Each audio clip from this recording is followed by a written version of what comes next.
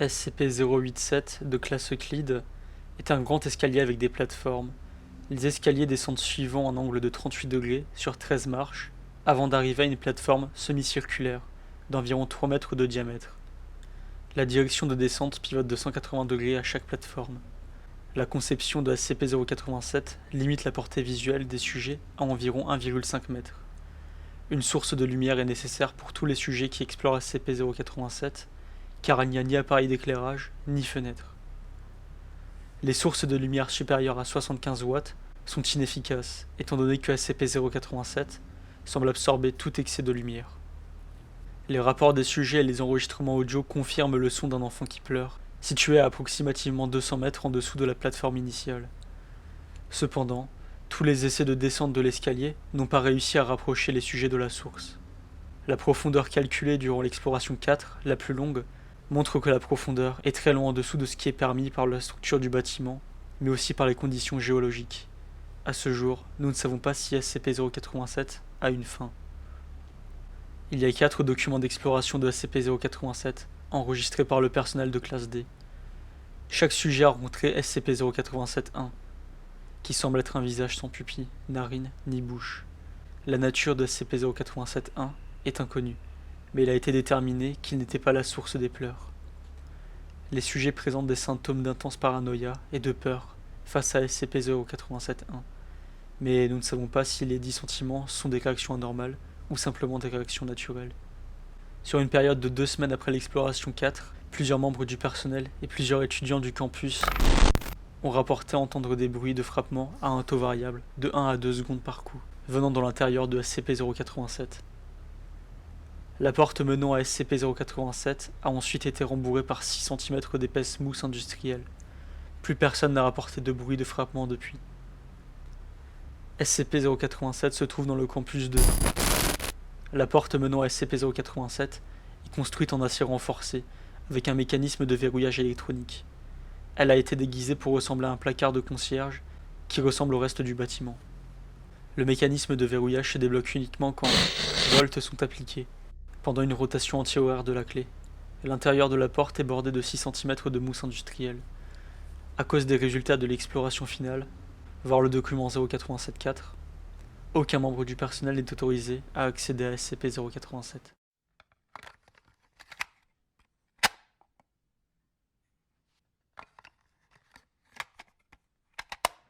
D8432 est un homme de race blanche de 43 ans et de corpulence à apparence moyenne, sans antécédents psychologiques remarquables. Il a été rétrogradé en classe D à cause d'une mauvaise manipulation de SCP. D8432 est équipé d'une lampe de poche de 75 watts et une batterie capable de durer 24 heures. Un caméscope avec un flux de transmission et un casque audio pour communiquer avec le docteur. D8432 marche de la porte vers la plateforme initiale. Malgré la puissance, la lampe de poche n'illumine que les 9 premières marches. La seconde plateforme n'est pas visible. C'est d'un putain de sombre. Votre lampe de poche fonctionne-t-elle correctement? D8432 se retourne et éclaire le couloir du bâtiment. La lumière atteint beaucoup plus loin. Ouais, ça marche, c'est juste que je n'éclaire pas les marches jusqu'en bas. Merci, s'il vous plaît, continuez. D8432 descend 13 marches avant d'atteindre la seconde plateforme. La plateforme a la forme d'un demi-cercle avec une surface et des murs en béton. Il n'y a pas de marque distincte, mis à part quelques taches de poussière, de saleté et de l'usure. Tout ça ressemblant à ce qui se trouve dans un typique escalier de béton. Le classe D se tourne de 180 degrés pour commencer à descendre la deuxième série de marches, puis s'arrête. La raison de votre arrêt? Vous entendez ça? Il y a un putain d'enfant en bas. Enfin, on dirait. Le son des cris n'est pas entendu à travers la caméra ou le micro. Pouvez-vous décrire le son, je vous prie? C'est jeune, soit une fille, soit un garçon très jeune, ça pleure, sanglote et dit « S'il vous plaît, à l'aide, s'il vous plaît ». Ouais, ça fait répéter que ça en pleurant. Pouvez-vous estimer sa distance depuis l'endroit où vous êtes maintenant? Merde, je sais pas, peut-être 200 mètres en dessous, je sais pas. S'il vous plaît, continuez. Le sujet descend 13 autres marches. Tandis qu'il atteint la plateforme, le son de l'enfant, comme des cris, est entendu. L'enfant alterne entre des sanglots, des gémissements, et les mots « s'il vous plaît »,« à l'aide » et « en bas ». Le niveau sonore est le même que celui que D8432 avait décrit, comme 200 mètres en dessous. Pouvez-vous toujours entendre les pleurs? Ouais. Nous l'entendons aussi. S'il vous plaît, continuez. Arrêtez-vous si vous remarquez un changement sonore ou dans l'environnement. Le sujet descend encore 3 séries de marches avant de s'arrêter. Je continue? S'il vous plaît. D84-32 continue pour 17 séries de marches, total de 22, avant de s'arrêter. Il n'y a pas de changement visuel dans l'environnement, et chaque série de marches a toujours été de 13 marches. Je suis pas plus près de l'enfant. La piste audio confirme que le bruit des pleurs n'a pas augmenté en volume, et reste approximativement à 200 mètres sous le sujet. Notez, continuez s'il vous plaît. Le sujet continue encore 28 séries de marches avant de s'arrêter. 50 séries au total. D84-32 se tient sur la 51e plateforme, en comptant la plateforme initiale. D84-32 est environ 200 mètres en dessous de celle-ci. 34 minutes se sont écoulées. Le volume sonore des pleurs n'a pas augmenté. Je me sens un peu mal à l'aise. Vous avez passé un certain temps dans un escalier sombre et inconnu. C'est normal. S'il vous plaît, continuez. Le sujet hésite avant de marcher sur le prochain escalier. Pendant que le sujet avance, la lampe de poche illumine un visage situé approximativement au pied de la série de marches. SCP-087-1. Il semble être de la même taille et forme qu'une tête humaine, sauf qu'il lui manque une bouche, des narines et des pupilles. Le visage ne bouge absolument pas, mais il établit un contact visuel direct, indiquant qu'il sait que D84-32 est là. Oh putain, qu'est-ce que c'est que ce truc, merde? C'est une putain de merde, c'est quoi ce bordel? Pouvez-vous s'il vous plaît décrire ce que vous voyez? C'est une sorte putain de visage de personne et ça me regarde directement, non? Putain, ça me regarde moi. Est-ce que ça bouge? Ça me fixe juste, putain, ça fait peur. S'il vous plaît, approchez-vous et illuminez l'entité plus clairement. Merde, je veux pas. Le visage se propulse d'à peu près 50 cm vers 84-32.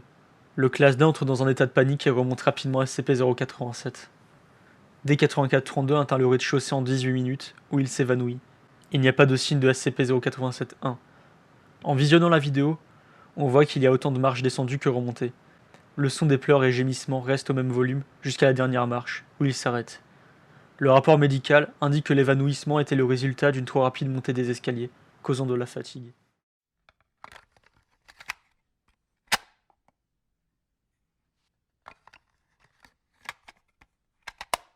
D90-35 est un homme afro-américain de 28 ans avec une forte corpulence. Il n'a pas d'antécédents psychologiques à part une extrême haine des femmes. Le sujet a une vaste connaissance de D90-32 est équipé d'une lampe de poche de 100 watts avec une batterie capable de durer 24 heures, un caméscope avec un flux de transmission et un casque audio pour communiquer avec le docteur. D90-35 est aussi équipé d'un sac à dos contenant 75 petites LED adhésives d'une batterie de durée de 3 semaines. Les lumières s'allument et s'éteignent quand on appuie dessus. D90-35 allume la lampe de poche et illumine la première série de marches. Malgré la puissance, la lampe de poche n'illumine que les 9 premières marches. Vous voulez que j'aille là-dedans, Doc? S'il vous plaît, utilisez votre lampe de poche à l'extérieur de SCP-087 pour vérifier si elle fonctionne correctement. Le classe D dirige la lumière vers le couloir. Une comparaison avec la vidéo de l'exploration 1 confirme que c'est en effet plus lumineux. Merci. S'il vous plaît, continuez jusqu'à la première plateforme. Doc, je sais pas ce que vous avez dit et tout, mais je pense que j'ai pas envie d'aller là. S'il vous plaît, continuez jusqu'à la première plateforme. Doc, regardez, Conformément à notre conversation d'il y a peu, s'il vous plaît, continuez jusqu'à la première plateforme. D90-35 s'arrête pendant 18 secondes, puis descend 13 marches jusqu'à la première plateforme et s'arrête. C'est un enfant? S'il vous plaît, prenez une des lumières adhésives et fixez-la sur le mur de la plateforme. Doc, vous entendez ça? Est-ce qu'il y a un enfant là-bas? Nous ne le savons pas. S'il vous plaît, fixez une lumière adhésive au mur et vérifiez son fonctionnement. D90-35 hésite, puis prend une des lumières de son sac à dos et la fixe au mur. Il appuie dessus et elle s'allume. S'il vous plaît, éteignez votre lampe de poche. Le classe D hésite avant d'éteindre la lampe de poche. La LED illumine la plateforme, mais ne s'étend pas jusqu'à la première marche. Merci. Vous pouvez rallumer votre lampe de poche. S'il vous plaît, continuez de descendre. À chaque plateforme, fixez une LED au mur et allumez-la. Si vous remarquez quoi que ce soit d'inhabituel, s'il vous plaît, dites-le. Entendez-vous toujours les sons que vous nous avez communiqués? Ouais, on dirait aller à peu près à 150, peut-être 200 mètres en dessous. Est-ce que je suis censé aller la chercher? Regardez, Doc, je suis pas bon avec les enfants. S'il vous plaît, placez la lumière et continuez jusqu'à ce que vous remarquiez quelque chose d'inhabituel. Le sujet fixe la lumière au mur et l'allume, puis continue jusqu'à la prochaine plateforme. Il fixe la troisième LED au mur et l'allume. D90-35 continue de cette manière pour 25 séries de marches avant de s'arrêter. Je pense pas que je sois plus près de l'enfant, Doc. À quelle distance estimez-vous que la source du son se trouve? Comme avant, je dirais 150-200 mètres en dessous. Merci. Continuez s'il vous plaît. D95-35 continue de la même manière pendant 24 séries de marches. À la 51e plateforme, il s'arrête. La vidéo montre une entaille en arc de cercle dans le mur de béton, estimée à environ 50 cm de long et 10 cm de large. La première marche après la plateforme semble être complètement écrasée dans des décombres. Vous voyez ça? Oui. Pouvez-vous s'il vous plaît décrire ce que vous voyez? On dirait que quelque chose a coupé le mur, et la marche par là est en miettes, et tout. La marche sur le mur a l'air très douce. D90-35 touche l'entaille. Ouais, c'est doux, comme du verre. Merci. Continuez s'il vous plaît. Regardez Doc, je crois que je suis allé assez loin. S'il vous plaît, continuez, conformément à notre accord. Je veux pas faire ça, accord ou pas. D90-35 marche au-dessus de la marche détruite et continue de descendre l'escalier. Rien n'est remarquable à la plateforme d'après.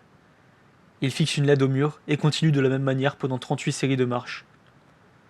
Le son des pleurs n'est pas devenu plus proche. D90-35 est sur la 89e plateforme et 74 minutes se sont écoulées depuis le début de l'exploration. Le sujet est environ à 350 mètres en dessous de la plateforme initiale. J'ai l'impression que cet enfant essaie juste de me leurrer, Doc. Je pensais le moment pour moi de... D90-35 arrête de parler et de bouger. La lampe de poche illumine SCP-087-1. Le visage fixe directement le classe D, indiquant une fois de plus qu'il est au courant de la présence du sujet. Même si SCP-087-1 semble ne pas bouger, il se trouve maintenant 38 séries de marches en dessous de la rencontre dans l'exploration 1, indiquant qu'il peut bouger.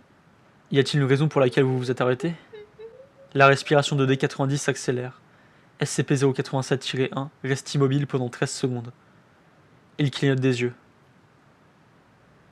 SCP-087-1 se propulse en avant et est maintenant à approximativement 90 cm du classe D. Le sujet se retourne et remonte les escaliers.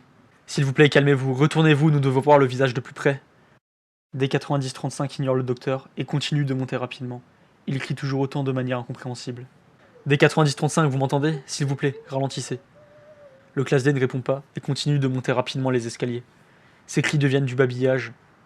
Après avoir remonté 72 séries de marches, D90-35 s'évanouit sur la 17e plateforme. D90-35, pouvez-vous m'entendre? Le classe D ne répond pas, mais une rapide respiration peut être entendue à travers la communication audio. Pendant 14 minutes, D90-35 reste immobile, et la piste audio ne donne qu'une respiration rapide et les pleurs qui viennent d'en dessous. Après 14 minutes et 32 secondes de communication vidéo et audio qui ne changent pas, le son de rapides battements de cœur qui ne ressemblent pas aux battements des cœurs humains et un bruit de craquement sont entendus. 7 secondes plus tard, D90-35 halète et revient à la vie, continuant sa montée rapide des escaliers sans dire un mot. Les battements de cœur et les craquements cessent et rien d'anormal n'est détecté sur la vidéo. Il ne dit toujours rien. D90-35 quitte SCP-087 et s'assoit sur le sol à l'extérieur de l'entrée. Le classe D entre ensuite dans un état catatonique duquel il n'est toujours pas sorti.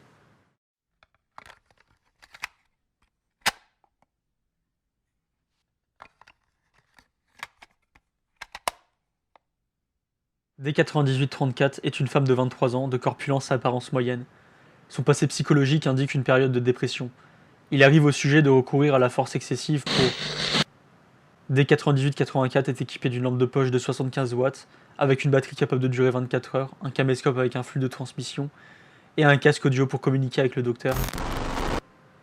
D98-84 est aussi équipé avec un sac à dos contenant 1 litre d'eau, 15 barres de nutriments et une couverture de survie.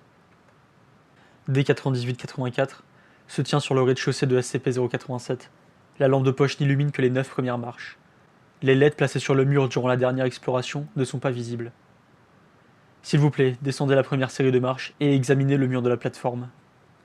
D98-84 descend 13 marches et s'arrête sur la plateforme. Il n'y a aucune trace de lumière LED, là où la vidéo de l'exploration 2 montre qu'elles étaient placées. Ouais, c'est juste un mur en béton, ça. Il y a genre rien du tout dessus. Non, attendez, ça colle un petit peu juste là. La classe D indique le point sur le mur où la LED aurait dû être. Il y a un enfant qui pleure en bas. Elle demande de l'aide et elle pleure. Merci. S'il vous plaît, continuez jusqu'à ce que vous remarquiez quoi que ce soit d'inhabituel. D98-84 descend. En atteignant la prochaine plateforme, le son de l'enfant qui pleure, le même que les 2 explorations précédentes, est entendu sur la piste audio. Aucune lumière LED n'est présente sur les murs des plateformes. D98-84 continue sans problème jusqu'à ce qu'elle atteigne la 17e plateforme. Ah, y a quelque chose sur le sol, ça sent très mauvais. Ça colle et c'est collé sur ma chaussure. Oh, dégoûtant. La vidéo confirme la présence d'une substance occupant un espace d'environ 50 cm de diamètre. Pouvez-vous décrire l'odeur? Ah, ça sent comme du métal de rouillé et de l'urine. Merci, s'il vous plaît, continuez. D9884 continue jusqu'à la 51e plateforme sans problème. La 51e plateforme n'a pas changé depuis la dernière expédition, et les mêmes observations sont faites. Le docteur demande à nouveau à D9884 de continuer jusqu'à ce qu'elle remarque quoi que ce soit d'inhabituel. Le sujet continue sa descente jusqu'à la 89e plateforme. La vidéo est secouée et le sujet crie. Ah putain, y a un trou dans le sol et je suis presque tombé dedans. La vidéo confirme la présence d'un trou d'approximativement 1 mètre de diamètre. Le sujet dirige la lumière de sa lampe de poche dans le trou, révélant uniquement de la noirceur. Approximativement 4 secondes passent et une lumière d'une distance indéterminée s'allume pendant environ 2 secondes, puis s'éteint. Il y avait une lumière en bas. Elle est plus là, mais elle était là pendant genre une seconde. Vous l'avez vue? Oui. Pouvez-vous estimer la profondeur du trou? Non, c'est trop profond. Au moins 1 kilomètre. Genre bien plus qu'1 kilomètre. Merci. Entendez-vous toujours les bruits de l'enfant? Ouais, on dirait toujours qu'elle est loin. J'ai pas l'impression que je me rapproche. C'est comme si à chaque fois que je descends une marche, elle en descend une aussi. S'il vous plaît, continuez jusqu'à ce que vous remarquiez quoi que ce soit d'inhabituel. D9884 continue de descendre SCP-087 pendant à peu près 1 heure, traversant 164 plateformes. Elle s'arrête pour se reposer sur la 253e plateforme, consommant une barre de nutriments et quelques gorgées d'eau. D9884 est approximativement à 1,1 km sous la plateforme initiale, et le volume des pleurs n'a pas changé. Après 4 minutes de pause, D9884 continue sa descente, ne s'arrêtant pas pendant 216 séries de marches, 1 heure et demie plus tard. D9884 est sur la 469e plateforme, à peu près 1,8 km sous le rez-de-chaussée. J'arrive nulle part. Je pense que c'est l'heure de remonter. Je veux dire, aller en bas est une chose, mais une grande ascension derrière quand même. Nous vous avons donné de la nourriture, de l'eau et une couverture pour rester 24 heures ici. S'il vous plaît, continuez. Non, je pense que je vais remonter. D9884 se retourne vers la série de marches. Je... SCP-087-1, le visage, est directement derrière D9884, bloquant sa remontée. Le visage apparaît à approximativement 30 cm de la caméra. Ses yeux sont fixés directement sur la lentille. Cette fois, ne regardant pas le sujet, mais la personne qui regarde la vidéo. La vidéo glitch et frise pendant 4 secondes, accompagnée d'un bruit de glissement statique. Puis la vidéo revient, secouée, à D9884 qui descend les escaliers rapidement. Ça me suivait, c'était tout le temps derrière moi, oh mon dieu. C'est juste derrière moi, ça me regarde en face. Docteur, s'il vous plaît, faites quelque chose, aidez-moi. Mon dieu, non, s'il vous plaît. D9884 continue de crier et de supplier hystériquement, tandis qu'elle descend rapidement les escaliers. Le bruit de glissement précédemment entendu semble surpasser la communication audio, et derrière le son original de l'enfant qui pleure peut toujours être entendu. Approximativement 14 séries de marches après, la vidéo change, pour montrer la zone derrière D9884. Le visage est maintenant à peu près 20 cm de la caméra. Il ne fixe pas le sujet. On dirait qu'il est fixé sur la lentille de la caméra, donnant l'illusion qu'il établit un contact visuel avec la personne qui regarde la vidéo. Il est important de noter que depuis la vue de SCP-087-1, le son de la fille qui pleure et supplie a augmenté en volume, indiquant que D9884 approche de la source. Après approximativement 150 séries de marches en panique, avec 3 confirmations visuelles de SCP-087-1, toujours en train de poursuivre le sujet, D9884 trébuche et semble tomber, inconsciente. La communication audio indique une forte proximité de la source des pleurs. Le bruit statique de crissement continue.